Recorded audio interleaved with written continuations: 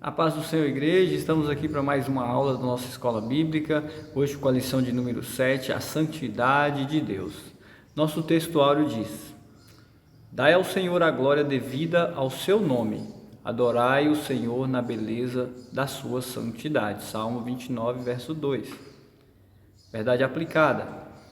Quando somos corrigidos pelo Senhor, é para o nosso proveito, para sermos participantes da sua santidade. Nosso objetivo é mostrar a qualidade ou a virtude de ser santo, ensinar que Deus não admite misturas ou contaminações e deixar claro que precisamos buscar a santificação. Nossos textos de referência estão em Êxodo, Isaías e 1 Pedro. Êxodo capítulo 15, verso 11. Ó Senhor, quem é como Tu entre os deuses? Quem é como Tu, glorificado em santidade, terrível em louvores, obrando maravilhas? Isaías 6, verso 3. E clamavam uns para os outros, dizendo: Santo, Santo, Santo é o Senhor dos exércitos. Toda a terra está cheia da sua glória. 1 Pedro, verso 1. 1 Pedro, capítulo 1, verso 15.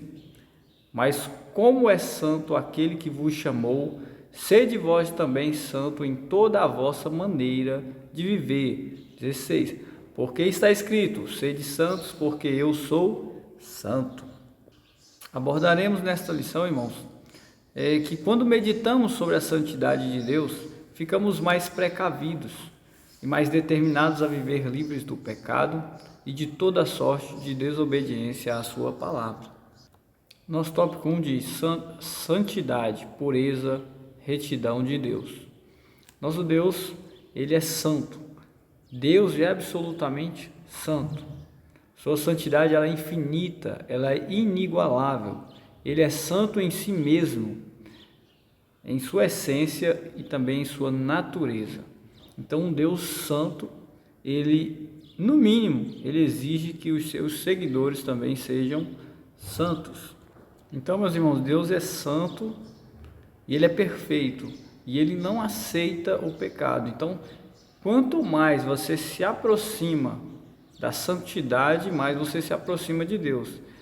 Quanto mais você se afasta do pecado, mais você se torna santo e mais você fica próximo de Deus.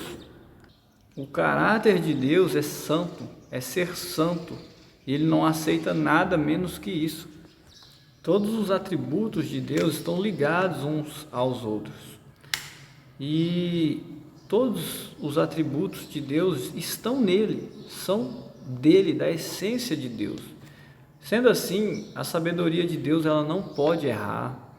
Sendo assim, o amor de Deus ele não pode ser cruel.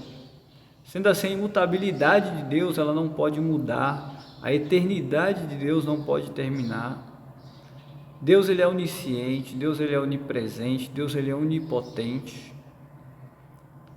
E a santidade de Deus, ela não pode pecar. Sendo assim, Deus ele é absolutamente isento de pecado. Deus ele não se contamina, nem tem impurezas. Por isso ele não aceita se relacionar com pessoas impuras. Deus ele ama o pecador, mas ele aborrece, ele odeia o pecado. Por isso que Hebreus 12:14 diz para nós que aquele que se aproxima de Deus deve buscar a santidade, sem a qual ninguém verá a Deus. Sendo assim, meus irmãos, a santidade ela é um propósito de Deus para nós. E os atributos de Deus, que nós estamos falando nessas lições, eles são tão ligados, tão interligados, tão juntos, que a santidade de Deus ela exige que ele julgue o pecado. Nós veremos na lição de número 8 sobre a justiça de Deus, que a santidade de Deus ela exige que ele julgue o pecado. Então, se Deus aceitasse todo tipo de coisa, todo tipo de pecado, ele não seria santo, né? Compreende isso? Se ele aceitasse o adultério, a idolatria, ele não seria santo. Então, se ele aceitasse todo tipo de desobediência, ele não seria santo. Por isso, a santidade de Deus, ela exige que ele julgue o pecado.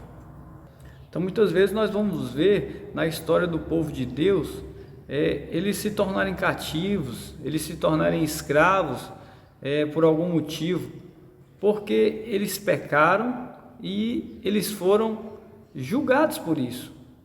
Eles sofreram as consequências do pecado, mas aqueles que se arrependeram, aqueles que compreenderam o Deus verdadeiro, aqueles que se voltaram para Deus, esses sim foram restaurados, foram regenerados e colocados na comunhão de Deus novamente.